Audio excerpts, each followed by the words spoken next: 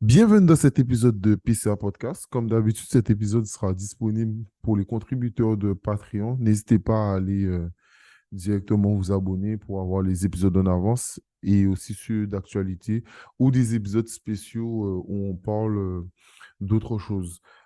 Cet épisode sera avec Lisa. Je pense que ça sera super intéressant. On va parler de sophrologie. Allez, je vous laisse avec cet épisode.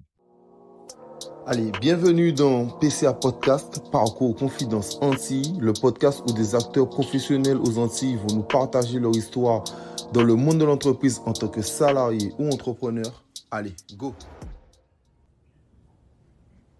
Mais à travers son regard, je réussis à voir la beauté et la grâce, la puissance. Comment vas-tu, Lisa? Ouais, ça va super bien, Excel, et toi? Moi, ça va, comme d'habitude. Donc, voilà. Ok, génial. Ça, ça fait un moment qu'on devait se voir. Je suis content. Enfin. Non, c'est vrai, hein. Ouais, enfin. Ouais, Ouais, non, c'est vrai. enfin. Donc, Enfin, ça se voilà. fait. Non, non, Ça c'est se vrai. En réalise. plus, je voulais vraiment t'avoir parce que on va en Mhm, parler après. Mais je voulais qu'on parle de sophrologie. mhm. Voilà, je pense que c'est un truc qu'on connaît pas assez. Donc, Ouais. et c'est toujours mieux que ce soit un professionnel qui en parle. Première question, comme d'habitude. Qui es-tu? Alors, moi, je suis Lisa Noël, 32 ans. Je suis guadeloupéenne, Saint-Claudienne. Et du coup, je suis sophrologue certifiée et dermoesthéticienne. Voilà. Ok. C'est quoi ton parcours scolaire? Alors, le parcours scolaire. Donc, après l'obtention de mon bac littéraire, option anglais renfort, euh, je ne savais pas vraiment ce que je souhaitais exercer comme métier. Donc, en fait, euh, ce qui s'est passé, c'est que je savais par contre que je voulais un métier orienté vers l'humain. Ça, c'était sûr. Je voulais aider, accompagner les autres. Je voulais, comment dire ça, faire un métier vraiment qui me fasse vibrer. Donc, du coup, et ce que j'étais sûre, par contre, c'est que je souhaitais vraiment créer ma propre boîte, avoir mon entreprise. Voilà. Donc, c'était ça. Alors, au début, ce qui s'est fait, c'est que je suis partie à Montpellier, du coup, pour préparer un BTS Banque. Et je me suis vite rendu compte que, voilà, c'était pas pour moi, ça ne me correspondait pas du tout. Du coup, comme j'étais passionnée de base par les métiers de la beauté, du bien-être, j'ai décidé de me lancer dans ce secteur, de me diriger vers ce secteur. Et du coup, ce que j'ai fait, c'est que j'ai préparé un CAP en un an, un CAP esthétique en un an, parce qu'effectivement, comme j'avais déjà le bac, c'était pas nécessaire de faire un CAP en 2 ans. Voilà. Et par la suite, j'ai continué avec un BTS des métiers, de l'esthétique et des cosmétiques, option management, et je l'ai fait en alternance. Donc voilà. Après, ensuite, j'ai continué à me former, à me spécialiser. Je me suis spécialisée en, en traitement. Alors, traitement des imperfections cutanées non pathologiques. Donc, d'où la dermoesthétique, c'est un petit peu ça. C'est tout ce qui comprend le camouflage des vergetures et des cicatrices, mais tu as aussi tout ce qui est dermopigmentation pour les sourcils. Donc, voilà, c'était un petit peu ça. Et donc, en fait, le camouflage, par exemple, c'est vraiment à des fins purement esthétiques ou réparatrices. Voilà. Ok. Comme je disais, alors pour une femme, par exemple, qui a eu un cancer, donc qui a subi une ablation, c'est pouvoir justement camoufler la cicatrice avec un pigment de couleur chair, voilà, que ça ne soit pas visible, qu'émotionnellement parlant, ça ne puisse pas la gêner au quotidien. Donc, c'est un petit peu ça, le principe. Ok, ok. Bon, en tout cas, on parlait déjà du parcours scolaire. Donc, et tu étais à Montpellier. Et en gros, tu es resté combien de temps à Montpellier finalement? Alors, à Montpellier, je suis restée 3 ans, à peu près. 3 ans. Ouais, Ok. C'est une très belle superbe ville. ville. Ouais, Ouais. j'adore. Franchement, Moi j'adore. aussi. Si je peux y retourner, j'y retournerai avec plaisir parce que c'est une ville qui m'a marquée. J'ai rencontré de belles personnes et franchement, avec qui je suis toujours en contact d'ailleurs. Et non, ça crée du lien. Non, c'est une belle ville, vraiment. Non, c'est une très, très belle ville. Ouais. Euh, Parcours professionnel avant de créer ton entreprise ou tu as créé directement ton entreprise? Alors, parcours professionnel. Donc, en fait, on va dire que c'est mon cheminement, ouais, personnel et professionnel qui m'ont naturellement dirigé vers la sophrologie, déjà, d'une part, voilà, d'une part. Parce qu'en fait, tu sais, c'est vraiment incroyable cette relation de confiance que tu peux créer avec des personnes, des clients, en fait, au final, qui viennent en soins esthétiques ou autres, et qui, du coup, se sentent écoutés, conseillés, accompagnés, etc. Donc, forcément, une personne qui se sent en confiance reviendra systématiquement, en fait, te voir en soins, etc.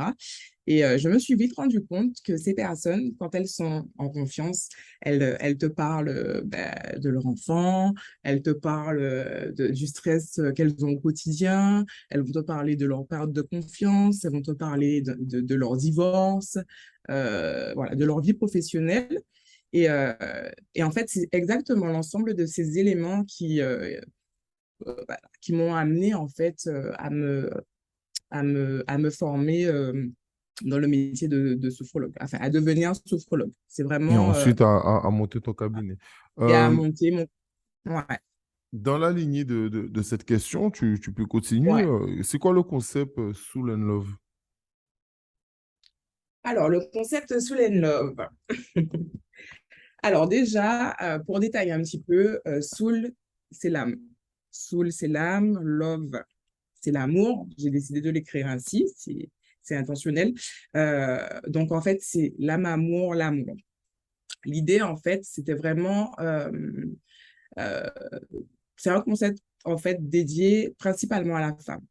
Je ne dis pas exclusivement parce que les hommes aussi sont les bienvenus, évidemment, mais c'est vraiment un concept dédié à la femme qui souhaite vraiment se sublimer, qui souhaite s'épanouir dans sa vie personnelle et professionnelle, en fait.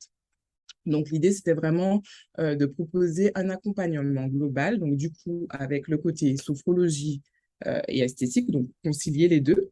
Donc, pour proposer un accompagnement global, pour permettre à toutes ces femmes, en fait, de renouer positivement avec leur image, de renouer aussi le dialogue avec leur propre corps, voilà, qu'elles puissent retrouver la confiance, l'estime de soi, etc. Et vraiment qu'elles puissent cultiver en fait un mieux-être au quotidien. Donc, l'idée, c'était vraiment de créer ce concept pour vraiment aider la femme à s'émanciper, à avoir confiance en elle, parce qu'elle a vraiment toutes les capacités pour réussir, pour devenir qui elle est pleinement, pour s'aimer pleinement, sans condition. Donc, voilà, j'ai décidé de créer ce petit concept qui me parle et je pense qu'il parle à beaucoup d'autres femmes. Voilà. Ok, enfin, tu as créé ce concept. Pourquoi dire petit concept? Ce concept, donc, D'accord.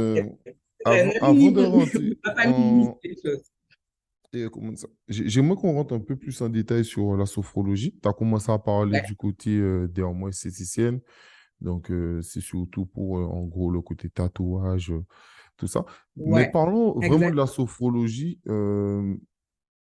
Comment tu t'es formé et en quoi un sophrologue me fera du bien? Alors, donc la sophrologie en soi, c'est une méthode psychocorporelle donc qui agit à la fois sur le mental et sur le corps, à visée thérapeutique, mais la sophrologie peut être également utilisée comme outil de développement personnel. D'accord? Donc en fait, c'est vraiment une thérapie Un brève. peu à la PNL ou c'est rien à voir? Non, c'est rien à voir. Ok, C'est une thérapie. ok. Non, Quand je dis, parce que quand tu dis-moi. parles de développement personnel, on parle de PNL, généralement. Oui, aussi, mais c'est différent. Mais là, c'est L'approche est différent. Ok. différente. Ok, vas-y, Ouais, je t'écoute. l'approche est différente, c'est différent. Et donc, en fait, comment dire, sa pratique, en fait, elle est non tactile. Voilà, elle est non tactile et elle est vraiment composée de deux types d'exercices. Tu as les exercices de relaxation dynamique. Donc ça, c'est vraiment tout ce qui est mouvement du corps doux, de la respiration contrôlée. Après, tu as tous les exercices de relaxation statique, donc relaxation, suggestion mentale, visualisation positive. Et l'idée, c'est vraiment, la sophrologie, en fait, va t'aider à, à renforcer ton autonomie, voilà, par une prise de conscience de tes pensées, de tes émotions, de tes sensations corporelles. Voilà. En gros, c'est un petit peu ça. Et par contre, très important, elle ne peut en aucun cas se substituer d'un traitement, à un traitement médical. Voilà. C'est-à-dire que, je m'explique, euh, on intervient sur plusieurs champs, domaines d'intervention. Donc, tu auras tout ce qui est amélioration du quotidien. Donc, ça peut être la gestion du stress, la gestion de l'anxiété. Je parlais tout à l'heure de voilà, renforcer l'estime et la confiance en soi. Pour les personnes aussi qui ont des troubles du sommeil, pouvoir les accompagner et les aider. Tu auras tout ce qui est préparation mentale à un événement important. Donc, tu as beaucoup de personnes qui stressent, par exemple, pour passer leur permis de conduire. Donc, pour le bac aussi, pour le bac, la prise de parole en public, c'est pas tout le monde qui est à l'aise avec ça. Donc, la préparation se fait en amont. Euh, pour un accouchement, en complément d'une sage-femme, voilà. En complément d'une sage-femme, l'accompagnement aussi d'une grossesse, toujours en complément d'une sage-femme. Et après, du coup, tu as toute la partie, on va dire, pathologie. Voilà, voilà les pathologies, les TOC, les phobies, etc. Où là, effectivement, ça sera en complément voilà, de médecin traitant, enfin, d'un traitement médical plutôt, ou d'un suivi psychologique. Donc, tu as toute cette partie-là. Et tu as toute la partie aussi thérapeutique pour mieux gérer la douleur. Voilà, mieux gérer la douleur, mieux vivre un traitement médical. Par exemple, quand je parle de mieux gérer la douleur, je parle par exemple des maladies chroniques telles que l'endométriose. Donc Ah, ça aussi, ouais. là, tu parles de trucs que j'aime. Non, mais je le dis, je le répète. PCA Podcast, c'est partenaire de Liquide Chocolat, qui est une Mm, association qui parle de mhm. l'endométriose. Donc, coucou à Elodie, on t'écoute. Coucou, coucou Elodie. Donc voilà, donc c'est un petit peu ça. C'est un petit peu les quatre principaux domaines, en tout cas, dans lesquels un sophrologue peut intervenir. Ok. Un exemple. J'ai du mal à Mhm. passer mon permis et j'appelle Lisa. Qu'est-ce que Lisa Ouais. fera pour moi? Alors, qu'est-ce que je ferais pour toi? Donc, l'idée vraiment, c'est déjà qu'on puisse, que moi je te contacte, qu'on puisse échanger pour que toi, tu m'exposes en fait ta problématique, qu'on puisse échanger, qu'on puisse clarifier réellement tes besoins, savoir que tu saches aussi quel type d'accompagnement je peux te proposer. Et c'est surtout ce qu'on peut mettre en place ensemble. Voilà. Donc, l'idée, ce serait comment dire ça, je vais te proposer un accompagnement sur plusieurs séances où justement, on pourra préparer voilà, le permis de conduire. Donc, ça sera surtout en commençant par la gestion du stress. Voilà, gestion du stress, voilà, pour t'aider à mieux respirer, euh, voilà, t'aider à prendre du recul, à lâcher prise. Donc, ça sera un peu tout ça. Donc, après, de toute manière, enfin, par rapport à ce que tu dis, si je t'appelle, exemple, pour le permis, c'est sûr que, bon, tu peux pas dire je ferai comme ça, comme ça, comme ça, parce que chaque cas est indépendant. Donc, Voilà. hein, Donc, c'est un chaque cas est accompagnement indépendant. personnalisé. C'est ça. C'est ça, tout à Euh, fait. Mhm. Mais généralement, c'est une fourchette. Généralement, ça prend combien de temps pour réussir à aider cette personne? Une fourchette. Alors concrètement, voilà, c'est ça. C'est selon notre cas de figure, selon la personnalité de la personne, ses difficultés, ses besoins, ses attentes. Totalement. C'est pour ça Ça- qu'on fait juste une moyenne. exactement, ça peut être entre 4 à 8 séances. Voilà, une petite moyenne, voilà, 4 à 8 séances. OK. OK, OK. Mm.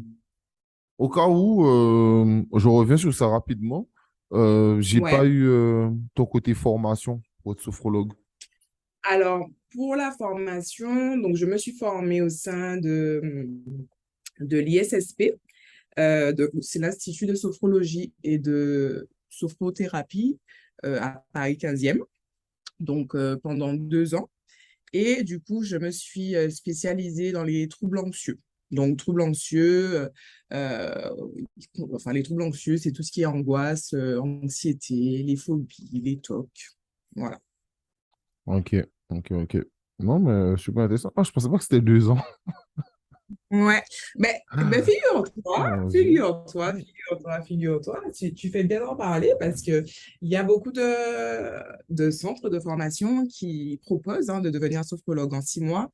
Je ne sais pas comment ces personnes doivent avoir des compétences et des qualités vraiment exceptionnelles parce que même moi, au bout de 2 ans, je me suis dit, bon, c'est peut-être pas assez. Donc voilà, non, mais c'est vrai que j'ai une formation assez, vraiment très riche, très, très riche. Donc, ouais, pendant 2 ans, c'était vraiment formidable. Et Euh, clairement, même au niveau de la pratique, il n'y en avait pas assez.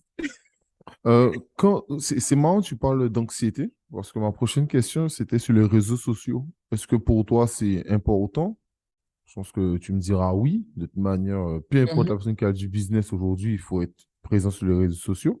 Mais on sait qu'exemple, Instagram est le réseau social qui crée le plus d'anxiété et le plus de manque de confiance en soi. Donc Ah bah finalement, oui, clairement. grâce à Instagram, tu auras encore plus de travail. Oui, mais normalement. Après, c'est vrai qu'il y a beaucoup de, il y a beaucoup de comptes Instagram qui traitent justement sur l'anxiété. Je crois qu'il y a Bonjour Anxiété. Enfin bref, il y a beaucoup de comptes qui traitent ce sujet. Et c'est vrai que, parce qu'en fait, les personnes, on se rend compte qu'elles sont tout le temps, enfin souvent dans la comparaison avec les autres. Voilà. C'est surtout ça, en fait, qui crée de l'anxiété. Ah, ben, un tel avance plus vite que moi, pourtant j'ai fait plus d'études que cette personne. Tu vois, donc en fait, tout le temps en train de se comparer, du coup, tu perds en estime de toi-même. Voilà. Et l'idée, c'est vraiment de doper ton estime de soi, en fait, au final. Et sur Instagram, on se rend compte que maintenant, c'est difficile. C'est difficile puisque tu es tout le temps en train de te comparer à telle ou telle personne. Donc, oui, il y a clairement beaucoup de choses à faire. Et c'est pas ça aussi, j'irai plus loin. Euh, Tu peux faire des burn-out, des dépressions, mais ça devient terrible, hein. Faut vraiment que les personnes prennent soin d'eux. Et j'ai envie de te dire que quand tu arrives à ce stade-là, il faut vraiment lever le pied, lâcher prise, quitte à quitter pendant un mois les réseaux sociaux, parce que l'idée, c'est vraiment de cultiver ta santé mentale, de la préserver, de te préserver toi. Donc voilà, il y a du travail à faire. Moi, je suis totalement d'accord, mais au-delà de ça, Ouais. toi, comment tu gères ce côté où tu fais des réels, tu essaies d'être active, c'est quoi, toi, ta relation avec les réseaux sociaux? Alors, très, très, très bonne question parce que souvent, j'en discute avec mes proches, avec mon entourage. Et alors, au début, clairement, je me mettais une pression de fou. Je me mettais une pression de fou. D'ailleurs, je tiens à le préciser, j'ai été coachée au préalable avant de me lancer sur les réseaux sociaux. Parce que moi, je sais que je peux être anxieuse parfois. Et je suis une perfectionniste née. J'aime que les choses soient carrées.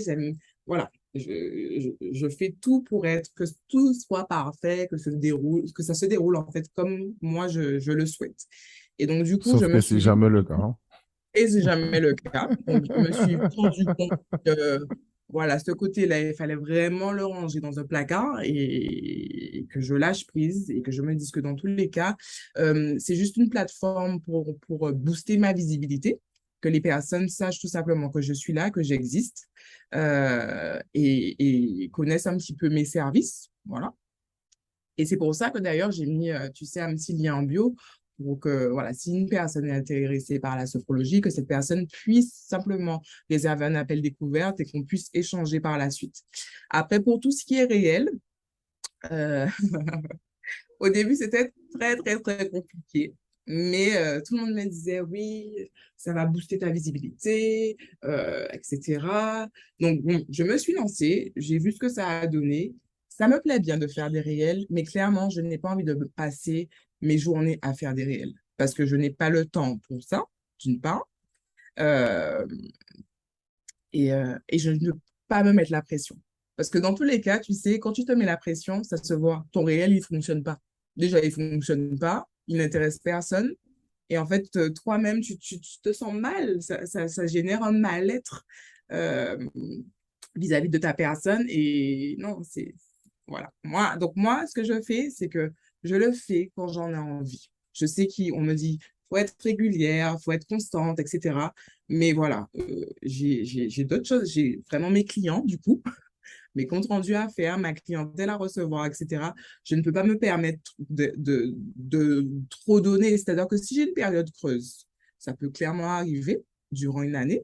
Là, effectivement, bon, ben, je vais créer du contenu, je vais faire des réels, voilà. Mais quand c'est pas possible, je ne me force pas. Voilà, tout simplement. Non, je te comprends, hein. Je te comprends. Après, le truc, c'est que chacun, on a notre vie à côté. Après, tu vois, quand tu parles du côté perfectionniste, je souris. Bon, les gens, on n'entend que l'audio, mais je souris depuis tout à l'heure parce que je sais que c'est un défaut de fou parce que généralement, les gens trop perfectionnistes, ils ont du mal à se lancer. Alors qu'ils ont de très bonnes idées, ils peuvent faire des choses, ils ont un grand talent, mais ils ont du mal à se lancer parce qu'ils veulent que ça soit parfait, ils veulent que ce soit le bon moment. Sauf qu'il n'y a jamais de bon C'est ça, moment dans la vie. Il faut exactement. simplement faire les choses.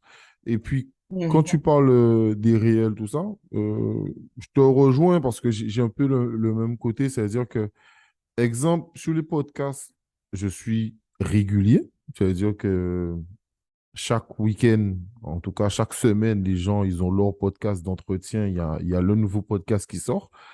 Voilà, et j'ai pas de loupé, allez, à part une fois, mais quand je l'ai loupé, il y a eu un autre épisode qui est sorti à la place. Non, mais je veux dire qu'au moins chaque semaine, il y a quelque chose.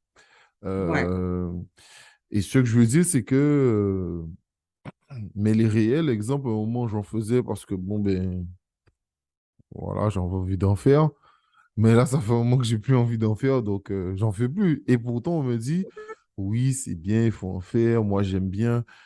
Bon, je comprends, mais bon, non, je sais pas, ça me fatigue. Ça me fatigue et j'ai pas envie de me forcer. J'ai pas envie de me forcer, donc voilà. Et pourtant, Et tu as bien raison. non, mais totalement. Et pourtant, les réels me prennent beaucoup moins de temps à faire que les podcasts d'actualité qui me prennent énormément de temps actuellement. Parce que Mhm. maintenant, il y a les extraits, il y a toutes les choses, etc. Donc, ça me prend beaucoup de temps. Donc, voilà. Mais je comprends totalement ce côté où, comme tu dis, t'as une période creuse, tu fais. Si t'as pas de période creuse, c'est pas grave, quoi. Tu vois, voilà. Exactement. Exactement. Il faut faire comme ça. Et comme tu as dit précédemment, il faut surtout préserver sa santé et sa santé mentale. C'est Donc, ça. voilà. Une Mm. question. Pourquoi Ouais. les gens font appel de plus en plus, enfin, j'ai l'impression en tout cas, qu'ils font de plus en plus appel Mhm. aux personnes dans le bien-être. Mais tu sais, le côté sophrologue, le côté naturopathie, Ouais. même, moi je connais ça depuis un moment, mais tu sais, c'est actuellement que je vois que c'est devenu très à la mode. Euh, oh là là, j'oublie le concept. C'est Pierre Rabhi qui est mort, qui avait le concept des jardins.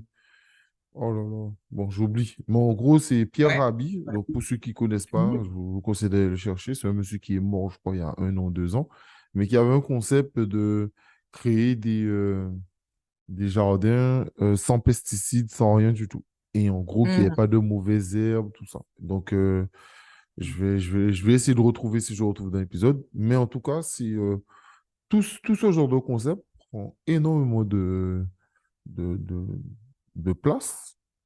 Ouais. Qu'est-ce que toi, t'en penses? Alors, moi, ce que j'en pense, c'est que maintenant, en fait, de nos jours, les personnes sont vraiment à la recherche d'un mieux-être au quotidien, d'une meilleure qualité de vie. Voilà, c'est ce qu'ils recherchent et ça s'est fait ressentir hein, pendant la période du Covid, justement, qui a malheureusement généré chez beaucoup de personnes de l'anxiété, de l'angoisse, des phobies, des TOC, etc. Donc, du coup, les personnes se tournent naturellement vers, on va dire, des thérapies brèves, des médecines non alternatives, voilà, donc non médicamenteuses, puisque comme je te disais, ce type de méthode ne peut pas se substituer à un traitement médical, évidemment, mais ils auront beaucoup plus, ils veulent se sentir bien dans leur peau, voilà, comme j'aime à dire, bien dans ta tête, bien dans ton corps. Et c'est ce qu'ils recherchent. Voilà, c'est ce qu'ils recherchent, d'avoir des outils adaptés à leurs besoins, à leurs attentes, que ce soit voilà, des techniques de respiration, justement, face à une situation anxiogène, qu'ils puissent avoir des outils en fait à leur portée pour pouvoir justement mieux gérer une situation difficile, etc. Donc, c'est vrai que maintenant, c'est-à-dire qu'on aura toujours besoin, évidemment, de médecins. Le médecin soigne, mais c'est vrai que les personnes se tournent, j'en suis bien consciente, se tournent vraiment vers des médecines beaucoup plus douces. Voilà, plus Euh, douces. Plus globalement, est-ce que tu penses que, avec tout ce qui s'est passé avec le Covid, ça a renforcé Mhm. le côté où les gens font encore plus confiance à la médecine, euh, allez, Alternatives. entre guillemets, alternative, j'allais dire naturelle, mais le mot c'est alternative, Naturelles. alternative, Oui. et ils Mhm. font moins confiance aux médecins traditionnels. Oui, je pense que ça, comment dire, tu sais, avec cette histoire aussi de vaccin, de vaccination, voilà, les personnes, je pense que tu le sais, hein, mais ont perdu un peu confiance dans le corps médical. Voilà, donc tout ce qui s'agit de, voilà, euh, de vaccins, de prendre des médicaments, les gens veulent vraiment euh, s'orienter vers autre chose, vers vraiment la pharmacopée ou voilà, des choses comme ça, quoi, les plantes, tout ce qui est naturel. Ils vont vraiment plus vers ça.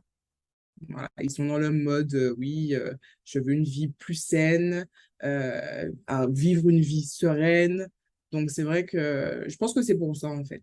Mais c'est surtout, en fait, le Covid, avec cette histoire de vaccination, hein, comme je te l'ai dit au préalable, qui a fait que bon, ben, les personnes ont perdu confiance, voilà, dans le corps médical, tout Ouais, non, mais simplement. je suis totalement d'accord. C'était pas prévu, mais est-ce que, parce que pourquoi on parle de bien-être, on parle aussi de bien-être mental, oui, mais dans son corps, est-ce que tu travailles avec, exemple, des coachs sportifs pour que des gens qui se sentent pas bien dans leur corps, parce que le sport, moi je parle du sport santé, pas le sport compète, c'est deux choses différentes. Le sport santé, Ouais, c'est c'est ça. aller marcher 30 minutes par jour tranquillement, s'aérer l'esprit, et le sport compète, c'est aller à la salle de sport, lever de plus en plus de kilos, et ça, c'est le sport Ah, esthétique. Ça, c'est pas le sport santé.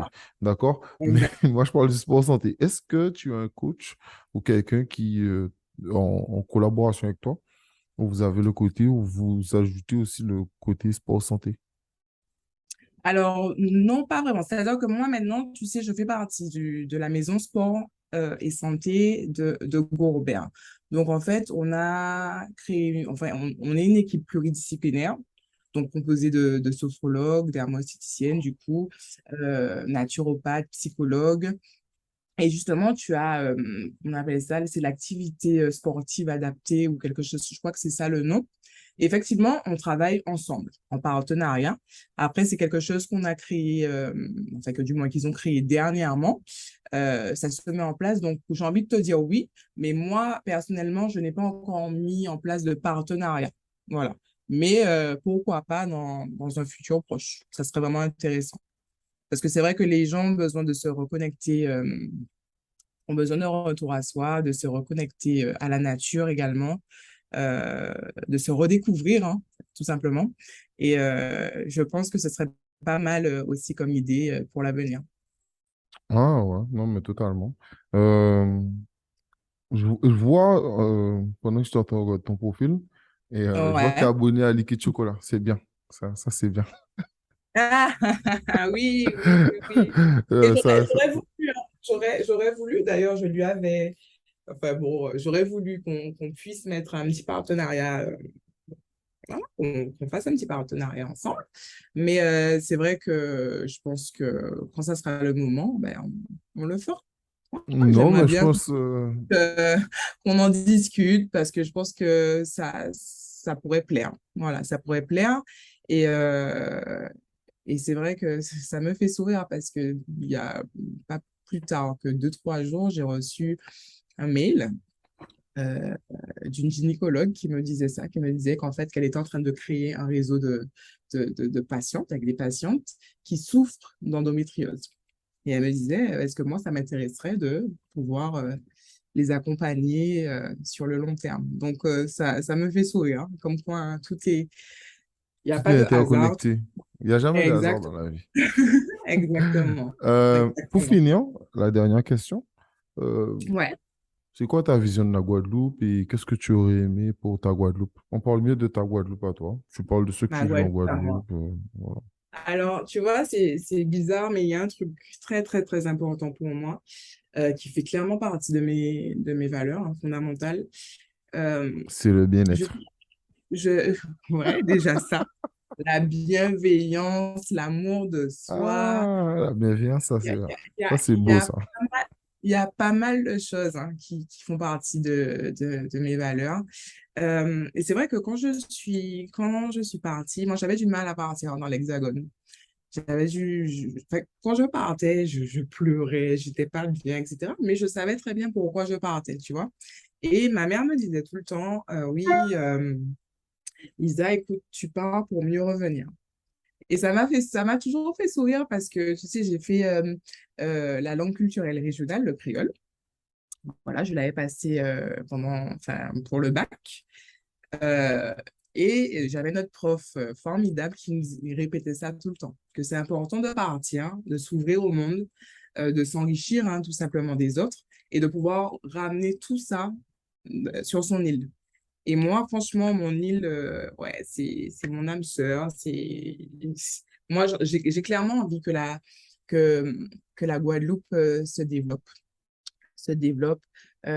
qu'au sein de la Guadeloupe, qu'on puisse cultiver, tu sais, toujours un esprit de solidarité, voilà, qu'il y ait de la bienveillance envers soi, mais aussi envers les autres, voilà, qu'on ait cette bienveillance entre nous. Aussi, le fait qu'on puisse s'accepter tel que l'on est, hein, malgré nos différences. Voilà, j'aime beaucoup parler d'amour de soi, d'acceptation de soi, hein, mais c'est tellement réel en fait. Je me dis souvent que apprendre à mieux s'aimer, j'aimerais que les Guadeloupéens apprennent à mieux s'aimer pour pouvoir aimer l'autre, tu vois. Qu'on puisse qu'on soit pas dans le fait, voilà, un tel fait ci, un tel fait ça, donc je vais lui mettre des bâtons dans les roues. Non, qu'on puisse justement travailler ensemble. En fait, il y a de la place pour tout le monde. Voilà. Secteur de la beauté, du bien-être, quel que soit le secteur d'activité dans lequel tu te lances, dans tous les cas, il y a de la place pour tout le monde. Donc, c'est vraiment mieux s'aimer pour pouvoir aimer l'autre, avancer ensemble, donc développer l'amour de soi, avoir vraiment une meilleure connaissance de soi, parce que beaucoup de personnes ne se connaissent pas. Beaucoup de personnes ne se connaissent pas et c'est tout à fait, c'est véridique. Et qu'on puisse continuer à prendre soin de nous en consommant toujours des produits locaux. Voilà, faire vivre les petits commerces locaux, les artisans locaux, c'est vraiment important pour moi. Je pense que c'est comme ça qu'on va réussir à grandir, à se développer et, euh, et à s'enrichir mutuellement. Voilà, c'est quelque chose de très, très important pour moi. Et voilà, qu'on apprenne à se faire confiance. Qu'on apprenne à se faire confiance, qu'on prenne conscience, en fait, de toutes nos capacités, de toutes les capacités que l'on a en soi, de toutes les ressources que l'on a en soi. La Guadeloupe est magnifique et clairement, voilà, elle a tout pour réussir et se développer comme elle se doit, quoi. Donc, j'ai envie de te dire, let's go, allons-y, hein. Mais c'est un très beau Serrons-nous de... message d'amour pour la Guadeloupe. Non, Non, non, c'est mais, vrai. non, mais C'est c'est un c'est très beau vraiment message pour la important. Guadeloupe. Il y a un épisode qui sortira avant le tien. J'espère que les gens Ouais. l'écouteront. C'est l'épisode Les Jardins de Nini qui se trouve en Martinique et qui fait un travail Ah formidable oui, pour mettre en exactement. avant les produits locaux. Et donc, je vous conseille de continuer à la soutenir. Et je suis totalement d'accord. Donc, c'est bien de mettre en avant ça. Après, pareil, tu vois, c'est ça aussi en fait, que j'aime dans le côté d'avoir PCA Podcast, c'est le côté aussi Mhm. de voir plein de talents, que ce soit Guadeloupe, Martinique, Guyane ou même Haïti. C'est les quatre endroits que j'ai pour le moment. Mais on voit qu'il y a des choses qui se passent, il y a des gens qui veulent faire des choses sur place, donc c'est super et puis merci à vous. Qu'est-ce que je peux te souhaiter avant de terminer? Alors, qu'est-ce que tu peux me souhaiter? Mais écoute, la réussite, hein, que je devienne, je sais pas, la référente en sophrologie, que j'ouvre un second cabinet, un troisième, que je continue à me spécialiser, à me former pour toujours accompagner mes clients, patients, voilà, les accompagner à se redécouvrir, à s'aimer plus, voilà, et à s'accepter tels qu'ils sont. C'est déjà bien, ça serait C'est déjà bien. déjà bien? Ok. Bon, ben moi, je vais te souhaiter, comme tu veux, ben déjà la bienveillance, l'amour, euh, que tu puisses continuer à avancer, Mm, que tu puisses continuer à être en accord avec toi-même, que tu puisses te sentir bien dans ton quotidien, dans ton environnement. Et je souhaite surtout continuer à suivre ce que tu fais, continuer à suivre enfin, pour le podcast, etc. J'espère qu'on fera d'autres mm, épisodes sur peut-être un thème précis, etc. Parce que je pense que ouais. tout à chacun, Mm. vous avez des choses à rapporter. Donc, voilà. Merci à toi, merci à vous de nous avoir Ben, écoutés. merci à toi. Ouais, merci à toi aussi. C'était super. Euh, on verra tes réseaux directement. Donc, c'est Soul and Love. Donc, ça sera directement en description, comme d'habitude, que ce soit sur le podcast, que ce soit sur les publications Instagram. Et puis, ben, comme d'habitude, PCA Podcast, Instagram, LinkedIn, YouTube, Twitter. Je crois que j'ai rien oublié. Donc, voilà. Allez, prenez soin de vous. Et puis, bye.